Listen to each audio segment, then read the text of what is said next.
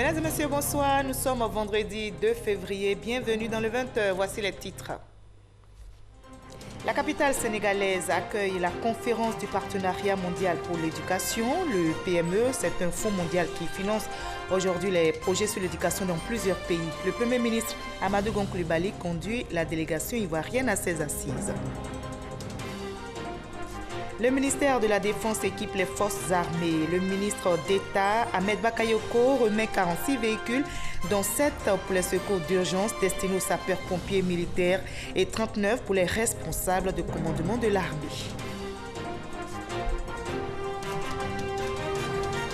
Les résultats du recrutement des assistants et attachés de recherche de l'enseignement supérieur lancés le dernier trimestre 2017 sont à présent disponibles. 410 enseignants ont été recrutés. Résultats publiés ce vendredi par le ministère de l'Enseignement supérieur et de la Recherche scientifique. Enfin, en Guinée, la campagne pour les élections municipales s'achève aujourd'hui. Plus de 29 000 candidats, dont 7 055 femmes, sont en lice pour ces élections.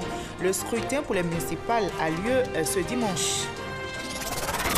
Soyez les bienvenus sur RTI1. Nous commençons tout de suite par la capitale sénégalaise, Dakar, qui accueille la conférence sur l'éducation ou encore la conférence sur le partenariat mondial pour l'éducation, le PME. C'est un fonds mondial qui finance aujourd'hui les projets sur l'éducation dans plusieurs pays. Le Premier ministre Amadou Gon Coulibaly conduit la délégation ivoirienne. Plus de 1150 milliards de francs CFA ont été mobilisés pour soutenir la scolarisation des enfants. Le chef du gouvernement ivoirien, en présence des président Macky Sall et Emmanuel Macron, a exposé les résultats positifs obtenus par notre pays, la Côte d'Ivoire, au terme de la mise en œuvre de plans pour l'éducation. Je vous propose à présent un extrait de l'intervention du Premier ministre ivoirien Amadou Gon Coulibaly depuis Dakar. L'émergence à laquelle aspire l'ensemble de nos États nécessite une transformation structurelle de notre économie, mais également de nos sociétés. Cette transformation structurelle exige des ressources humaines de qualité, dont les compétences sont en adéquation avec le marché de l'emploi, et ressources humaines qui sont capables d'innover, d'entreprendre et de s'insérer dans le marché du travail, ainsi que de contribuer durablement à la création de la richesse nationale et de soutenir la croissance économique de nos différents États. L'État poursuivra ses efforts financiers. Sur la période 2018-2020, les ressources budgétaires allouées au secteur éducatif s'élèveront à 3 805 milliards de francs CFA, soit 7,2 milliards de dollars US. La Côte d'Ivoire mérite donc d'être soutenue par ses partenaires tels que le Partenariat mondial pour l'éducation. Votre présence massive et distinguée à ce rassemblement, symbolisant toute la mobilisation mondiale pour l'éducation et la formation de nos enfants, est une mobilisation qui permet de ne pas douter de ce soutien, qui permettra de combler le gap de financement dont a besoin notre système éducatif, qui s'élèverait donc à 514 millions de dollars US sur la période 2018-2020.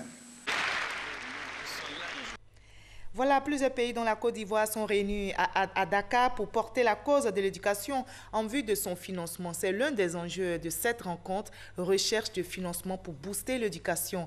Gabriel Zani est notre envoyé spécial au Sénégal. Avec l'éducation, la pauvreté est réduite, l'égalité des chances est possible, la sécurité est garantie. Selon les experts de l'éducation qui se réunissent depuis le 1er février dans la capitale du Sénégal, les pays qui se rencontrent à Dakar dans le cadre de la conférence sur le financement du partenariat mondial pour l'éducation sont à la recherche de 1500 milliards de francs CFA pour financer une éducation de qualité dans 87 pays, dont la Côte d'Ivoire. La communauté internationale a décrété que l'éducation et la formation sont aujourd'hui le socle de tout développement durable. À partir de ce fait, ils estiment que la priorité doit être donnée à ce secteur-là dans tous les pays du monde si l'on veut que des problèmes de santé soient résolus, si l'on veut que la question de l'emploi ait une solution. L'éducation est un sujet transversal qui soulève d'autres questions. Je dirais que tout est prioritaire dans le secteur de l'éducation-formation, mais la priorité des priorités, c'est l'accès. Comment mettre à la disposition de nos populations, de nos enfants, des infrastructures. Ensuite, il y a le recrutement des enseignants, mais le renforcement des capacités des enseignants déjà en poste pour que nous puissions atteindre notre objectif d'école de qualité. Toutes ces priorités du gouvernement ivoirien dressent en filigrane les enjeux de cette rencontre présidée par Dakar et Paris en vue de sauver l'école et la formation. Grâce aux efforts consentis par le gouvernement qui a satisfait nos partenaires et notamment le Partenariat mondial pour l'éducation, la Côte d'Ivoire est aujourd'hui éligible à un deuxième financement de 24 millions de dollars pour toujours l'aider dans son objectif d'amélioration du système éducatif. En 2011, le pays avait reçu un premier appui d'environ 20 milliards de francs CFA pour l'aider à restructurer son système éducatif après la crise post-électorale. À cette rencontre, d'autres pays feront le plaidoyer d'un financement pour réhabiliter l'éducation des enfants confrontés à d'énormes difficultés. Loin du Sénégal, sur place ici en Côte d'Ivoire, le ministère de la Défense équipe les forces armées ivoiriennes. Le ministre d'État, ministre de la Défense, Ahmed Bakayoko, remet 46 véhicules, dont 7 pour les secours d'urgence destinés aux sapeurs-pompiers militaires et 39 pour les responsables de commandement de l'armée. On en sait plus avec notre reporter Konaté Moussa. 7 véhicules d'urgence pour les sapeurs-pompiers militaires et 39 voitures de commandement au service de l'armée. Des moyens roulants remis par le ministre d'État, ministre de la Défense. Un geste pour renforcer les capacités opérationnelles de l'ensemble des forces armées de Côte d'Ivoire. L'état-major général des armées se réjouit de cette action. Monsieur le ministre d'État, ministre de la Défense, nos remerciements sont sincères, car depuis votre arrivée à la tête de ce département, vous prenez en compte toutes nos préoccupations. Nous sommes profondément conscients de vos efforts pour améliorer nos conditions de vie et de travail et en éprouvons une légitime fierté. La mobilité, un facteur déterminant dans l'exercice des sapeurs-pompiers et les services de l'armée. Pour le ministre Ahmed Bakayoko, l'engagement demeure le même, l'amélioration des conditions de travail. Ce que nous voulons, c'est reconstruire une grande armée. Les pompiers, dès ce soir, ont plus de moyens pour intervenir. On va sauver plus de vies. On va soulager plus de personnes en douleur et en souffrance. Il y a aujourd'hui des responsables qui n'ont même pas de véhicule pour leur unité, pour se déplacer. Ces questions sont traitées. Demain, nous allons encore des projets. Nous sommes encore en train d'acquérir d'autres outils, d'autres matériels spécifiques pour améliorer nos conditions de travail. Je veux, mon général, vous engager à tout mettre en œuvre pour que la discipline soit une des valeurs clés de l'armée ivoirienne. On va avancer pour que l'armée de Côte d'Ivoire soit une armée réconciliée avec elle-même, réconciliée avec sa population, et que la Côte d'Ivoire soit fière de monter son armée au travers des opérations de maintien de la paix à travers le monde, apportant ainsi une contribution à la paix mondiale. Plusieurs projets sont réalisés afin d'offrir un nouveau visage à l'armée ivoirienne, notamment des réhabilitations dans les casernes, des initiatives pour permettre aux hommes en armes de mener avec fierté leurs tâches régaliennes. Je vous livre à présent ce communiqué de presse relatif à l'accident d'hélicoptère survenu à Motobé, c'est à Grand Bassam. Le ministre des Transports informe la communauté nationale et aéroportuaire que ce jour, vendredi 2 février 2018, aux environs de 8h50, est survenu un accident impliquant l'hélicoptère de type Alouette 2 immatriculé TU-HAI. L'appareil procédait à l'épandage de produits phytosanitaires sur une bananeraie dans la région de Motobé au nord de Grand Bassam. Aucune victime n'est à déplorer. Seul le pilote a été légèrement blessé et pris en charge par l'infirmerie de la plantation. Même si cet accident n'a pas fait de victimes et compte tenu de la récurrence de ces accidents impliquant la même société d'hélicoptères malgré les contrôles du respect des normes de sécurité et de sûreté régulièrement effectués par l'autorité nationale de l'aviation civile, civile, ANAC, le ministre des Transports, en accord avec l'ANAC et le bureau enquête accident, décide de la suspension pour une période de 3 mois au plus des activités de la compagnie impliquée. Le temps de procéder à des audits et de prendre des mesures complémentaires en vue d'éviter la répétition de tels accidents. Le ministre des Transports rassure la communauté nationale et aéroportuaire que toutes les dispositions sont prises pour assurer la sécurité et la sûreté du transport par hélicoptère, signé le ministre Amadou Koné, ministre des Transports. C'est fait, les résultats du recrutement des assistants et attachés de recherche de l'enseignement supérieur lancés le dernier trimestre 2017 sont disponibles. 410 enseignants ont été recrutés. Résultats publiés aujourd'hui même par le ministère de l'Enseignement supérieur et de la Recherche scientifique. Sephora Zegui, Patricia Mouetia pour le reportage. Sur 2269 candidatures enregistrées au recrutement des enseignants du supérieur, 410 candidats ont été retenus avec une priorité accordée aux sciences exactes qui représentent 48% des admis. S'agissant des attachés de recherche, sur 80 postes budgétaires alloués, 44 candidatures ont été reçues. 37 d'entre elles ont été jugées admises. La commission s'est réunie en 3 sessions. La première session, en décembre 2016, a été consacré au recrutement des assistants de l'université de Mans. 28 enseignants ont été alors recrutés. La deuxième session a été consacrée à l'université virtuelle. Là, 23 enseignants ont été recrutés. La troisième session, qui vient de s'achever, qui concerne 13 autres structures, et cela a concerné le recrutement de 359 enseignants. Le directeur des ressources humaines du ministère de l'Enseignement supérieur et de la Recherche scientifique explique par ailleurs que le ministère a tenu compte des besoins de chaque institution d'enseignement supérieur, des besoins évalués entre autres sur la base des maquettes pédagogiques. Ainsi, sur les 2987 besoins en enseignants-chercheurs exprimés, 679 ont été jugés prioritaires. Au final, ce sont 415 postes budgétaires qui ont été alloués au ministère au titre de l'année 2016-2017. La liste des candidats admis est disponible sur le site du ministère de l'Enseignement supérieur et de la Recherche scientifique, dans les universités, les centres de recherche et grandes écoles publiques. On s'intéresse à un autre concours, la 7e édition du concours régional en droit humanitaire. Des Ivoiriens y participent et notez que le droit humanitaire est le droit qui s'applique en période de crise pour protéger la vie et la dignité des victimes des conflits armés et d'autres situations de violence. Mais comment les candidats ivoiriens se sont-ils préparés? Quel rang ont-ils occupé? Enfin, quel est l'intérêt de ce concours? Élément de réponse avec Davis Soyo et Serge Coléa. INFJ, Institut national de formation judiciaire. Dans cette salle de classe, 3 apprenants au statut particulier. Arsène Nemlin, Sandrine Kwame et Yvette Anoui. Ces élèves magistrats sont les représentants de la Côte d'Ivoire au concours régional en droit humanitaire. Après les cours d'instruction, place au droit humanitaire. Dans 3 jours, l'admission au concours pourrait venir de ces bouquins que nos 3 candidats prennent très au sérieux.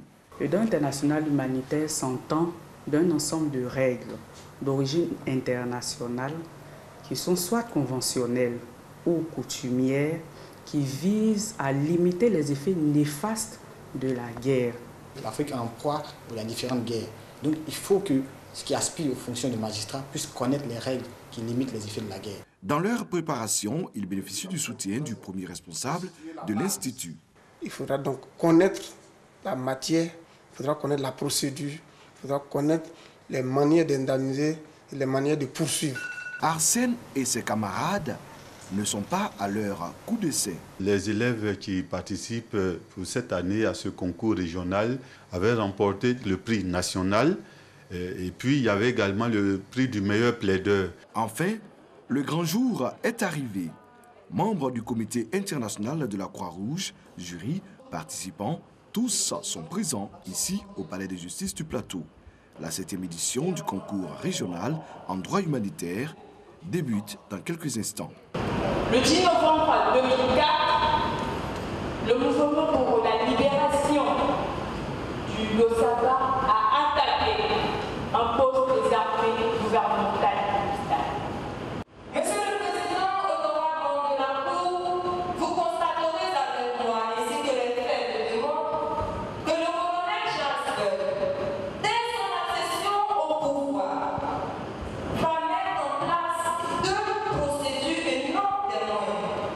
Ici, les spectateurs sont plongés dans un procès fictif. Il s'agit d'une guerre civile dans un pays où les droits de l'homme sont constamment violés. Un général est accusé. L'équipe de la République démocratique du Congo joue le rôle de l'accusation et le groupe ivoirien la défense. L'intérêt de l'audience, c'est de savoir si cette affaire est recevable ou pas. Après des heures d'échange, le jury a délibéré. L'affaire est recevable. L'équipe congolaise remporte ainsi le concours régional en droit humanitaire. Et le prix du meilleur plaideur revient à l'élève avocat Jordan, bienvenue au Soukou. Nous en sortons très renforcés parce que ce concours a été une aubaine pour nous dans ce sens où nous avons appris et nous avons enrichi aussi nos connaissances.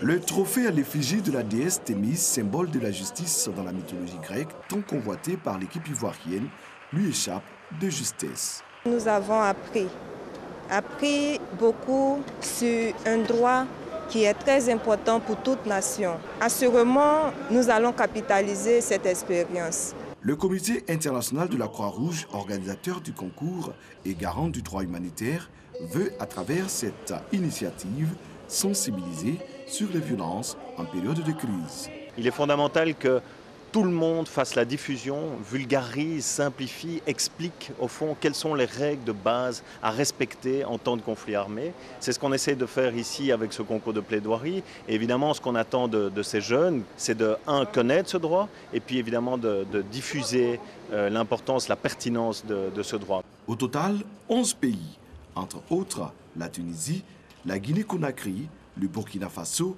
et la Côte d'Ivoire ont pris part à cette 7e édition du concours régional en droit humanitaire. Et on va parler toujours de droits de l'homme avec la CNDHCI, la Commission nationale des droits de l'homme de Côte d'Ivoire, qui vient de se doter d'une université des droits de l'homme, bien sûr. C'est un programme allégé, gratuit et entièrement dédié aux organisations de la société civile et aux défenseurs des droits de l'homme. Son objectif est clair, favoriser une meilleure interaction avec les institutions étatiques, les mécanismes régionaux de protection des droits de l'homme. C'est ce que nous explique dans les détails Ouattara Amadou Walter. Cocody de Plateau, siège de la Commission nationale des droits de l'homme de Côte d'Ivoire, CNDHCI. La salle de conférence transformée pour la circonstance en amphithéâtre. Et le maître conférencier du jour est le professeur Ouraga Obou, juriste et ex-doyen de la faculté de droit de l'université d'Abidjan. Autour de lui, des membres des organisations non gouvernementales en charge des questions des droits de l'homme, des juristes, des journalistes, des étudiants et d'autres acteurs de différentes couches socio-professionnelles. Tous écoutent la communication inaugurale sur le thème « Introduction aux droits de l'homme ». On a deux droits. On a un droit du dehors qu'on appelle les droits de l'homme et puis d'autre part, on a un droit du dedans qu'on appelle les libertés publiques. Les citoyens s'instruisent et qu'à partir de cette instruction-là, ceux qui auront participé puissent être ceux qui iront dans le public, dans la société, pour aller expliquer davantage la question des droits de l'homme. Cette initiative vise à davantage contribuer à la promotion et à la protection des droits de l'homme. L'introduction des droits de l'homme, c'est très vaste. Les mécanismes régionaux de protection des droits de l'homme, les mécanismes nationaux et puis le fonctionnement des Nations Unies. Pour cette première session, il y aura 7 modules. Après appel à candidature, plus de 80 postulants intéressés par cette formation se sont inscrits en ligne à travers le site internet de la CNDHCI. Au final, 40 d'entre eux ont été retenus pour cette session de formation. La première session va durer 4 mois. Elle est prévue pour se tenir exclusivement que les après-midi. L'enseignement est gratuit et dispensé par les professeurs d'université, des avocats, des experts dans le domaine des droits de l'homme. Un certificat de fin de formation sera décerné à chaque participant. Je vous invite maintenant sur la scène politique. On ouvre donc le chapitre politique de ce 20h avec le RDR. La présidente du Rassemblement des Républicains, Henriette Dagri-Diabaté, a échangé avec le collectif des chefs traditionnels de la Maraoué. La haute direction du RDR a invité les chefs traditionnels de la Maraoué à l'union et à la cohésion. Michel Digré nous en dit plus. Madame la Présidente, nous nous reconnaissons au RDR. C'est une nouvelle page qui s'ouvre dans les rapports entre le RDR et la chefferie traditionnelle de la Marawi. Une adhésion au parti à la case verte soutenue par les cadres de la région. L'ensemble de la chefferie de cette importante région de la Côte d'Ivoire qui s'est retrouvée ici a été porteur d'un message. Un message de paix, un message de cohésion, un message de réconciliation. C'est une marque d'adhésion nouvelle au RDR. Nous qui sommes sur le terrain, nous sommes heureux aujourd'hui de voir que beaucoup de chefs de la Marawi commencent à nous écouter, à écouter le message de notre président d'honneur, qui est son Excellence Alassane Ouattara. La présidente du RDR est satisfaite de cet engagement et souhaite que la chefferie traditionnelle s'implique davantage dans la cohésion sociale. Je félicite aussi la population de la Marawi pour la mobilisation à chaque action que nous menons dans cette région.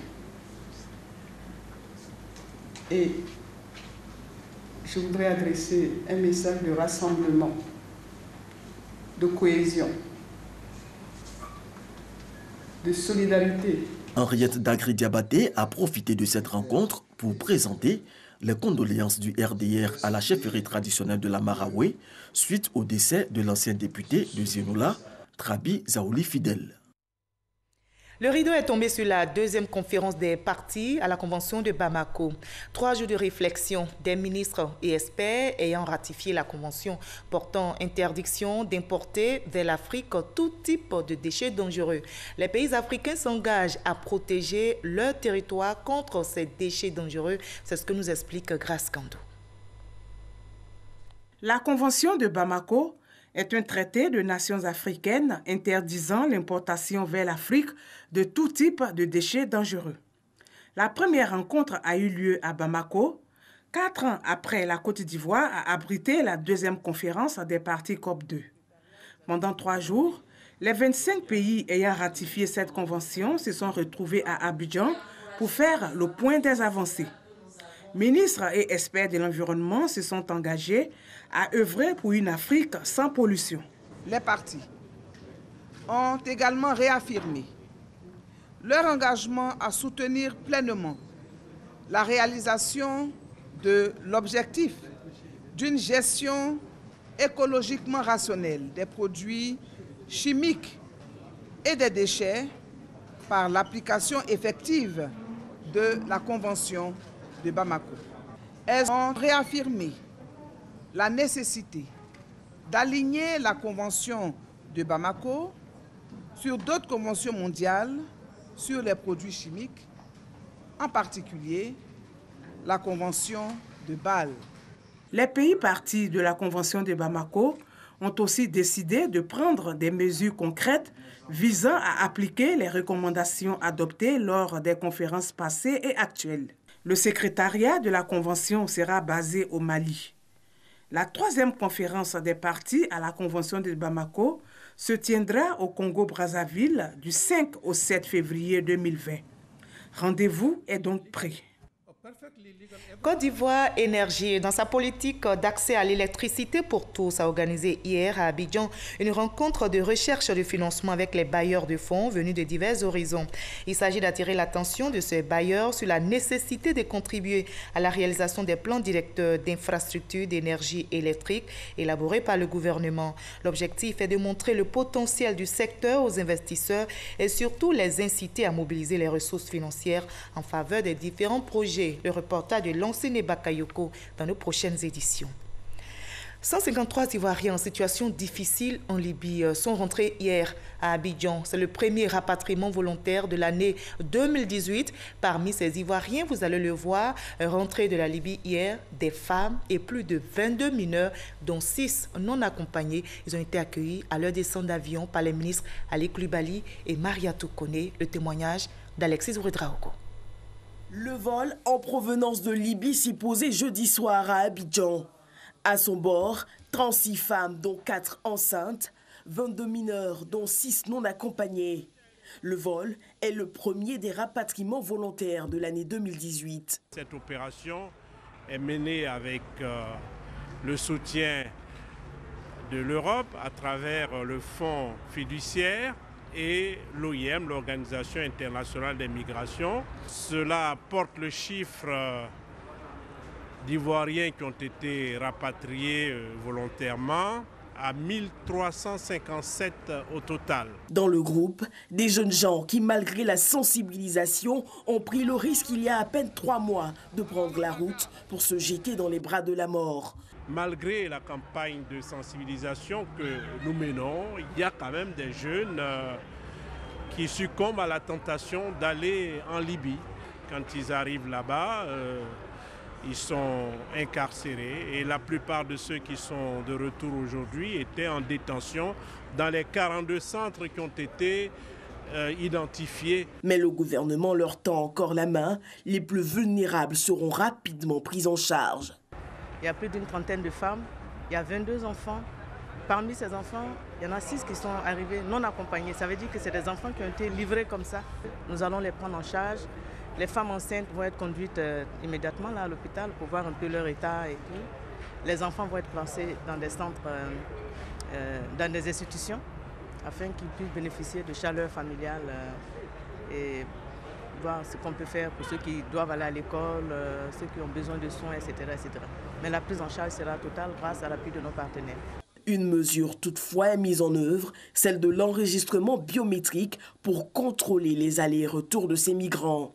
Quand on procède au rapatriement volontaire des migrants, il faut pouvoir les identifier.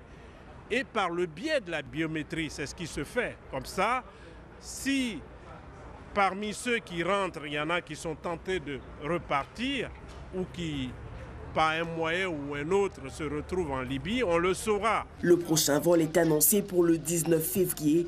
Quelques 280 migrants sont encore attendus. Je vous propose maintenant un bref tour de l'actualité. Nous irons notamment en Guinée, où la campagne pour les élections municipales s'achève aujourd'hui. Plus de 29 000 candidats, dont 7 055 femmes, sont en lice pour ces élections locales.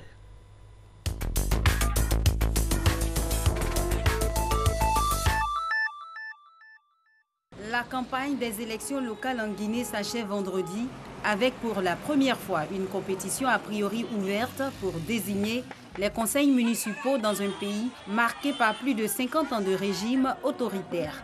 Quelques 5,9 millions d'électeurs sont convoqués dimanche à ce scrutin qui devait se tenir en 2010 mais a été constamment reporté depuis malgré de nombreuses manifestations de protestation souvent meurtrières.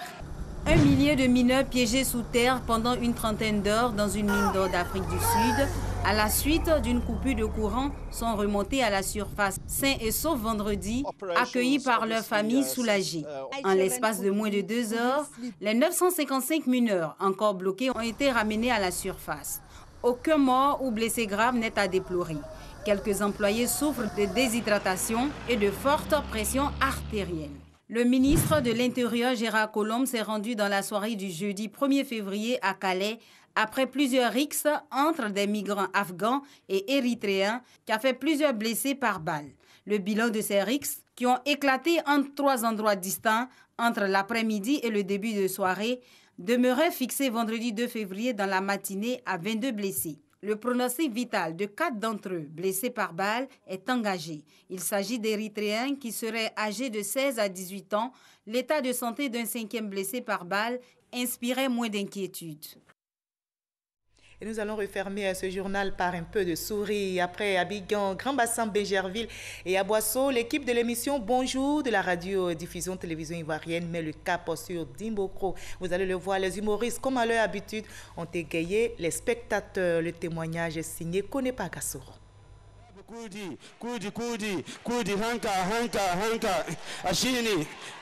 Oui, vas-y mon fils.